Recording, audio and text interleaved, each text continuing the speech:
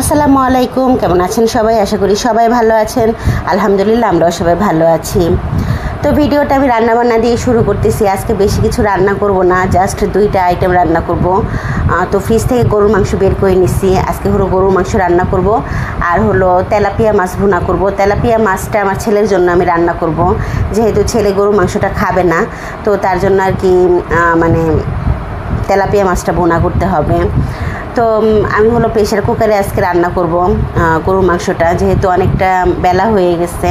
তো ভাবতে ভাবতে অনেকটা বেলা হয়ে গেছে কি রান্না করব আর কি, সেটা নিয়ে আর কি ভাবতেছিলাম সকাল থেকে। ঘুম থেকে ওঠার পরে আর কি চিন্তা ভাবনা শুরু হয়ে যায় কি রান্না করব, কি রান্না করলে খাওয়া হবে, এরকম কিছু একটা।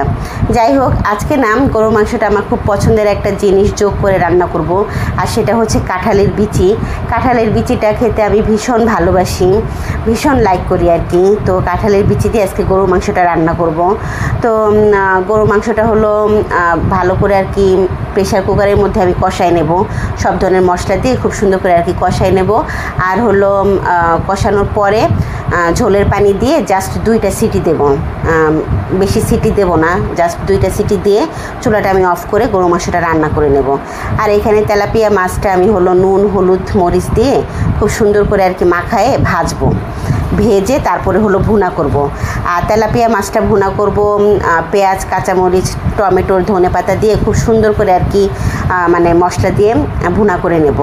তো এইভাবে তেলাপিয়া মাছ ভুনা খেতে খুবই ভালো লাগে, খুবই টেস্টি হয়। আর আজকে তেলাপিয়া মাছগুলো না খুবই বড় বড় ছিল, মানে অনেকটা পরিমাণে বড় বড় ছিল তেলাপিয়া মাছটা। আচ্ছা যাই হোক, আর এইদিকে হলো আমি গরু মাংসটি কিন্তু 2টা রসুনও দিয়ে দিছি আপনাদের ভাইয়ার পছন্দে। আর গরুর মাংসটা রান্না করা হলে মানে রান্না হওয়ার পর আমি ভাত খাবো আর কি। আমি এখনও কোনো কিছু খাই নাই সকাল থেকে, তাই জন্য ভাবলাম যে গরুর মাংসটা হওয়ার পরে তারপরে হলো আমি অল্প কয়েকটা ভাত খেয়ে নেব। খুব বেশি ভাত খাবো না, অল্প কয়েকটা ভাত খাবো, কারণ ভাত খাওয়ার পরে তো আরও কাজ আছে, ঘর দুয়ার মোছা আছে, কাপড় চোপড় ধোয়া আছে, নিজের গোসল আছে, তাই জন্য আর কি অল্প করে ভাত খাবো, তারপরে আর কি অন্যান্য কাজগুলো করবো আর কি। তো যাই হোক, আমি হলো এক চুলায় তেলাপিয়া মাছটা রান্না করে নিচ্ছি, আরেক চুলায় গরুর মাংসটা রান্না করে নিচ্ছি। আর মানে এটা হচ্ছে শুক্রবারের ভিডিও, একটু বলে রাখি।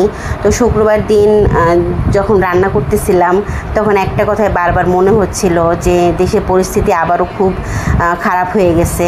মানে আমি বলতে চাচ্ছি যে বন্যার কথা, যে পরিমাণে বন্যা হয়েছে, যতটুকু আমি ফেসবুক মারফত জানতে পারছি যে ভয়াবহ আকারে বন্যা হয়েছে আর কি। আমাদের বাংলাদেশের কয়েকটা জেলাতে আর কি ভয়াবহ আকারে বন্যা হয়েছে। মানে যতটুকু আমার মনে পড়ে ফেনী, তারপরে কুমিল্লা নোয়াখালী, তারপর চট্টগ্রাম লক্ষ্মীপুর হবিগঞ্জ, তারপরে সিলেটেও বোধহয় বন্যা হয়েছে। তো আমি কিন্তু ফেসবুক, ওই যে বললাম ফেসবুক মারফত জানতে পারছি, আমি তো বাইরে যাইতে পারতেছি না, কিংবা কি বলবো ফেসবুকের মাধ্যমে আর কি জানতে পারতেছি, দেখতে পারতেছি। তো আমাদের বাংলাদেশের অনেক মানুষ বলবো না, কিছু কিছু মানুষ আর কি বন্যার্তদের পাশে দাঁড়াইছে, আলহামদুলিল্লাহ।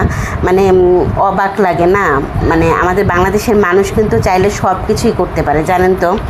তো আমি যতটুকু আর কি ফেসবুকে জানতে পারছি আর কি, ফেসবুকের দ্বারা জানতে পারছি যে একদিনে নাকি প্রায় 20 কোটি টাকা মানে বন্যার্তদের জন্য আর কি অনুদান জমা হয়েছে আসুন্না ফাউন্ডেশনে। তো আলহামদুলিল্লাহ শুনে মানে খুবই খুশি হয়েছি, শুনে বলতে মানে ফেসবুকে দেখে আমার খুবই ভালো লাগছে জিনিসটা দেখে। তো যাই হোক, আসলে আমরা কিন্তু এরকম জেনারেশনই চাইছিলাম, মানে এরকম একটা জাতি চাইছিলাম আর কি। তো আমরা বাংলাদেশের মানুষ কিন্তু চাইলে সব কিছুই পারি, যেটা সত্যি কথা।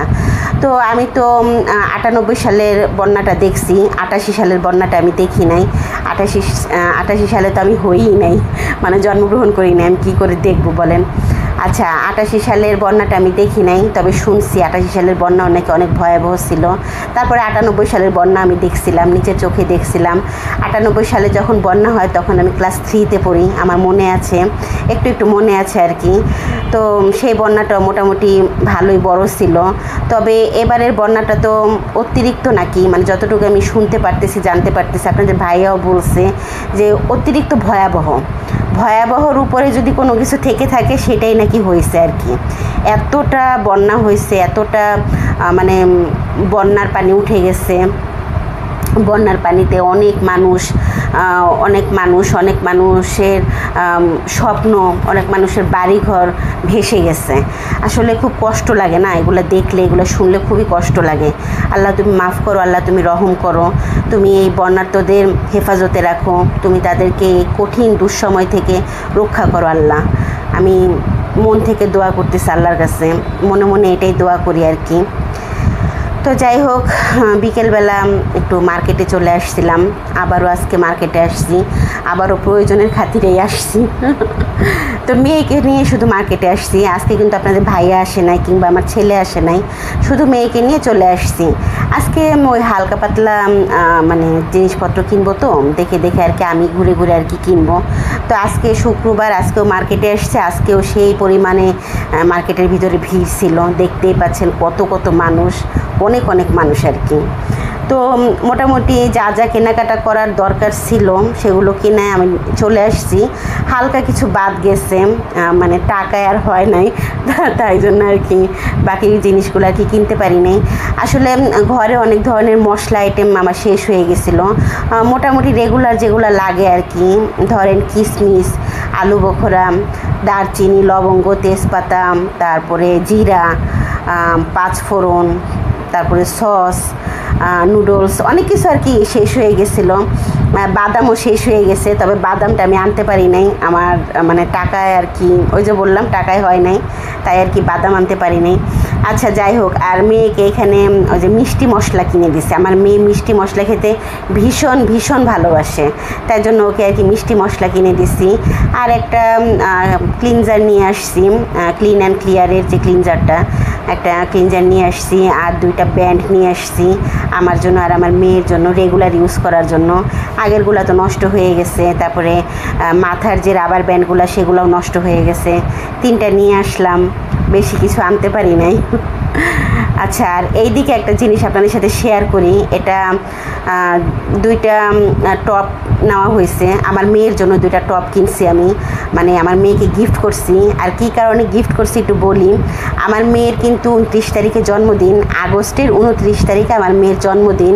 তো জন্মদিন উপলক্ষে আমার মেয়েকে আমি 2টা টপস আর কি গিফট করলাম, দেখতেই পাচ্ছেন, একটা অলরেডি বের করে ফেলছে।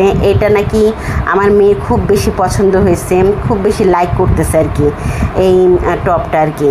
আর আরেকটা আছে, এটা হচ্ছে লেমন কালারের মধ্যে, হয়তো বা লেমন কালার বা হালকা টিয়া কালার এরকম হয় হয়তো, যাই হোক কালারটা আমি ওইভাবে বুঝতে পারতেছি না, একদম সোবার কালার আর কি যাকে বলা চলে। তো এই 2টা টপ আর কি আমার মেয়েকে কিনে দিছি, আমার পছন্দেই কিনছি, বাট নেভি ব্লু কালারের যে ফুল করা, সেটা হলো মানে ফুলের যে প্রিন্টের, মানে প্রিন্ট করা যেটা আর কি ফুলের, সেটা আমার মেয়ে বেশি পছন্দ করছে। আরেকটা কাজ করা এক কালারের মধ্যে, সেটাও পছন্দ করছে, তবে ওই যে বললাম নেভি ব্লুটা একটু বেশি পছন্দ হয়েছে। তো এই 2টা টপ হলো জন্মদিন উপলক্ষে আমার মেয়েকে আমি গিফট করলাম, আমি আর বেশি কিছু দিতে পারবো না। তো এই 2টা টপে আমার মেয়ে খুবই খুশি হয়েছে, ভীষণ খুশি হয়েছে। তো একটা টপ কিন্তু অলরেডি পরেও ফেলছে, আপনাদের সাথে শেয়ার করবে বলে, আপনাদেরকে দেখাবে বলে। তো আমার মেয়ে বলতেছে আমাকে খুবই ভালো লাগতেছে, তাই না মা? তো আমি বলতেছিলাম হ্যাঁ, আমার পরীকে তো ভালোই লাগবে, আমার রাজকন্যা।